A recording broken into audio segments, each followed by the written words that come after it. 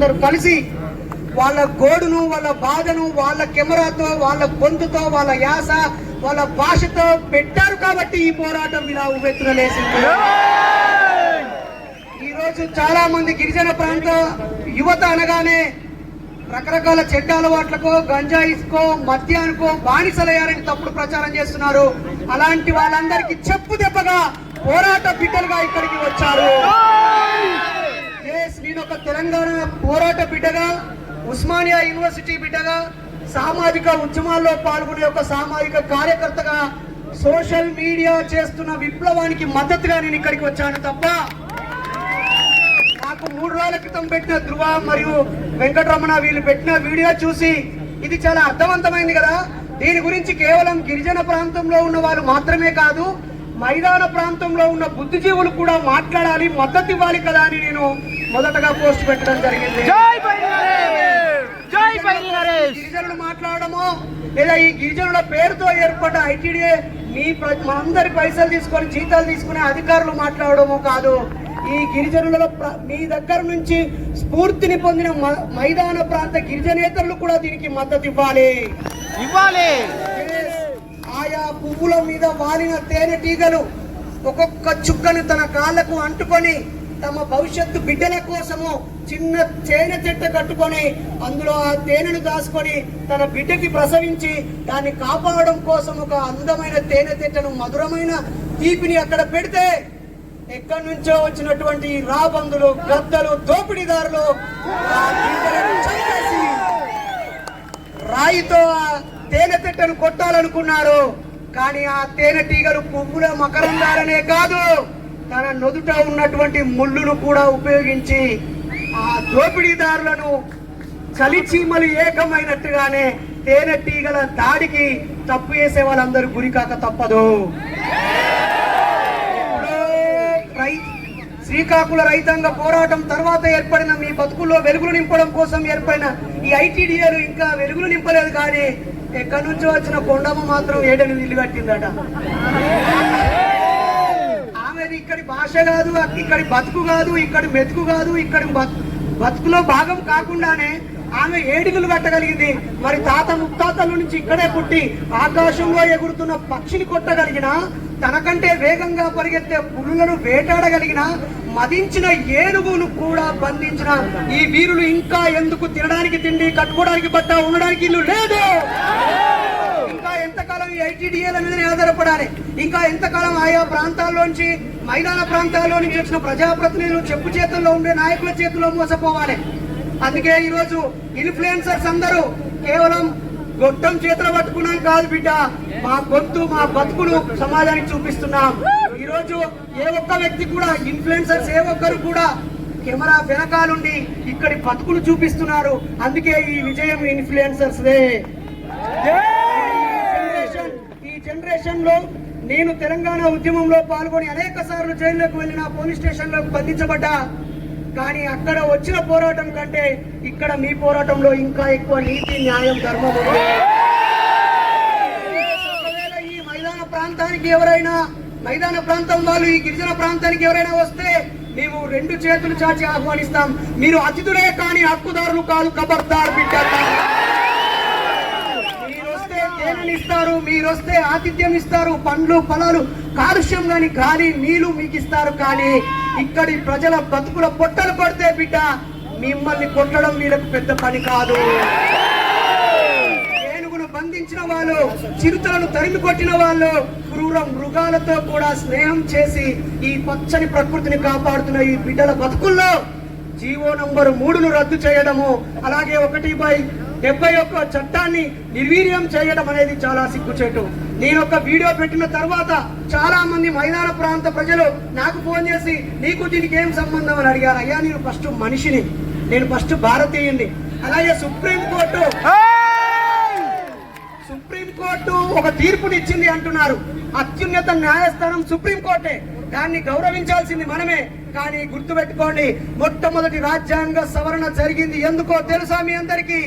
చట్టం ముందు అందరూ సమానమేని, చట్టం ముందు అందరూ సమానమేని, గిరిజనులు, గిరిజనేతరులు, బీసీలు, ఎస్సీలు, ఎస్టీలు చెల్లవని చంపకం దొరై రాజన్ అనే ఆవిడ అక్కడ తమిళనాడులో ఒక కేసు పెట్టి ఆ యొక్క బీసీలకి డాక్టర్ సీట్ ఇచ్చారు.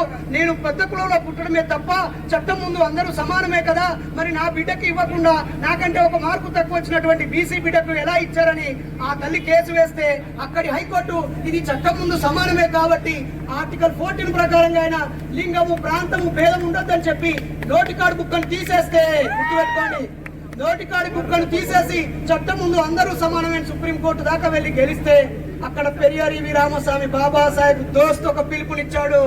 చట్టం ముందు సమానం కాదు, సమానం కావడం కోసం చట్టము అని చెప్పాడు. కావడం కోసం చట్టం పనిచేయాలి. ఎప్పుడో సాహు మహారాజు పోరాటంతో తన రాజ్యంలో రిజర్వేషన్లు ఇచ్చాడు. అలాగే జస్టిస్ పార్టీ తీర్మానంతో తమిళనాడులో బీసీలకి, ఎస్సీలకి, ఎస్టీలకి రిజర్వేషన్లు వచ్చాయి. ఆ తర్వాత ఈ భారతదేశంలో బాబాసాహెబ్ అంబేద్కర్ ఆర్టికల్ 340, 41, 42 పేర్లతో ఎస్సీలకి, ఎస్టీలకి, బీసీలకి వాళ్ళ జీవితాల్లో ఆర్థికంగా, విద్యాపరంగా, సామాజికంగా ఎదగడం కోసం రిజర్వేషన్లు ఇచ్చారు. కానీ ఈ చట్టం ముందు సమానం అనే ఒక అంశం వల్ల, చట్టం ముందు సమానం అనే అంశం వల్ల మా నోటికాడు బుక్క పోతుందని ఆయన పోరాటం చేస్తే మొట్టమొదటి రాజ్యాంగ సవరణ జరిగి చట్టం ముందు సమానం కాదు, వాళ్ళ హక్కుల కోసము ఈ చట్టాన్ని సవరించాలని మొట్టమొదటి రాజ్యాంగ సవరణ జరిగింది మిత్రులారా. కాబట్టి ఈ రోజు గిరిజన ప్రాంతం అంటేనే చాలా మందికి ఈ ప్రకృతి అందాలు గుర్తుకు రావాలి, ఇక్కడికి వచ్చి 4 రోజులు సేద తీరిపోవడానికి గుర్తుకు రావాలి, లేదా రకరకాల విషయాల్లో కాస్త వెనుకబడి ఉంటే ముందున్న వాడు కడుపు నిండిన వాడే కడుపు ఎండిన వాడికి అండగా నిలబడాలి. ఈ రోజు ఈ ప్రాంతంలో చదువుకున్న వాళ్ళు నేను కోపంగా ఒక మాట అంటున్నాను, మీకు బుద్ధి ఉందా అని అడుగుతున్నాను. ఉద్యోగం చేస్తున్న వాళ్ళు మీకు బుద్ధి ఉందా అని అడుగుతున్నాను. ఇక్కడ కాయ కష్టం చేసే బిడ్డలందరూ వీడికి వచ్చారు పోరాటం చేయడానికి. మరి జీవో నంబర్ 3 రద్దవుతున్న రోజు నుంచి వెళ్ళి ఆ పేరుతోనే ఉద్యోగం పొందిన వాళ్ళందరూ ముందుకున్నాలి. కొంతమంది ఇక్కడ టీటీఎఫ్ నాయకులు వచ్చారు, నాయకులు వచ్చారు, చైతన్యం ఉన్న వాళ్ళు లీవ్ పెట్టుకొని వచ్చారు. వాళ్ళందరినీ రేపొద్దున నోటీసులు ఇవ్వడానికి ఇక్కడ సీసీకి మన కంటెంట్ కెమెరాలే కాదు, ఆ యొక్క ప్రభుత్వం యొక్క గూఢాచారి కెమెరాలు కూడా ఇక్కడ కనిపిస్తున్నాయి. అన్నవారు మాట్లాడుతూ చెప్పారు మేము ప్రభుత్వానికి వ్యతిరేకం కాదంటున్నారు. ఇంతకంటే నిజాయితీపరమైన ఉద్యమం ఎక్కడుంటుంది మిత్రులారా? ఓ గౌరవ చంద్రబాబు నాయుడు గారు, మీరు మైదాన ప్రాంతానికి ముఖ్యమంత్రి మాత్రమే కాదు, ఈ బిడ్డలకు కూడా మీరే ముఖ్యమంత్రి గారు. ఉప ముఖ్యమంత్రి పవన్ కళ్యాణ్ గారు, మీరు ఉప ముఖ్యమంత్రి ఏమో కానీ మిమ్మల్ని ప్రేమగా నిస్వార్థంగా ప్రేమించే బిడ్డలు ఇక్కడ నీ అభిమానులు ఉన్నారు, స్టైల్ను అనుకరించే వాళ్ళు, మిమ్మల్ని ప్రేమించే వాళ్ళు ఉన్నారు. మరి ఇదే ప్రాంతంలో ఈ పోరాటానికి వైఎస్ఆర్ సిపి నుంచి ఎంపీగా, ఎమ్మెల్యే గెలిచిన మాకు ఓట్లేసిన బిడ్డల గొంతు వినిపించడం కోసం ఇక్కడ ఒక ఎంపీ గారు, ఒక ఎమ్మెల్యే గారు సాధారణ పౌరులాగా వచ్చి నిలబడ్డారు. ఇది కంటెంట్ క్రియేటర్స్ యొక్క విజయము. మన నాయకుడు చెప్పాడు, మొత్తం ప్రాంతానికి తల్లి లాంటిది ఇక్కడ ఉన్న జిల్లా కలెక్టర్, తండ్రి లాంటిది ఇక్కడ జిల్లా కలెక్టర్. ఈ జిల్లానే గిరిజన జిల్లా, ఇక్కడ ఉండే కలెక్టరే తల్లి తండ్రి, మొత్తం మనందరికీ జవాబుదారి. తాను ఇంత పెద్ద ప్రజలు ఇక్కడికి వస్తే తాను ఇంకో చోటికి వెళ్ళడం అనేది నిజంగా ఇది మనం రిక్వెస్ట్ చేద్దాం, డిమాండ్ కాదు. మనం ఏం రిక్వెస్ట్ చేద్దాం, మా గోడు వినడం కోసం మా మధ్యలో వచ్చిన వాళ్ళే మా వాళ్ళు. చివరిగా మిత్రులారా, ఈ జనాన్ని చూసి ఖచ్చితంగా ఈ కూటమి ప్రభుత్వం మీకు అనుకూలంగా ఒక నిర్ణయం తీసుకుంటది. అలా తీసుకోకపోతే కూటమి ప్రభుత్వానికి వ్యతిరేకంగా మీరు కూడా ఒక నిర్ణయం తీసుకోవాలి. అండగా ఉంటే తోడుగా ఉంటాం, అడ్డగిస్తే ఖచ్చితంగా తరిమి కొడతాం. పోరాడితే పోయేదేమీ లేదు. కాబట్టి ఈ గడ్డ మీద కుట్ర చేసి ఆల్రెడీ భూములు ఆక్రమించి బినామీలుగా ఉన్నారు.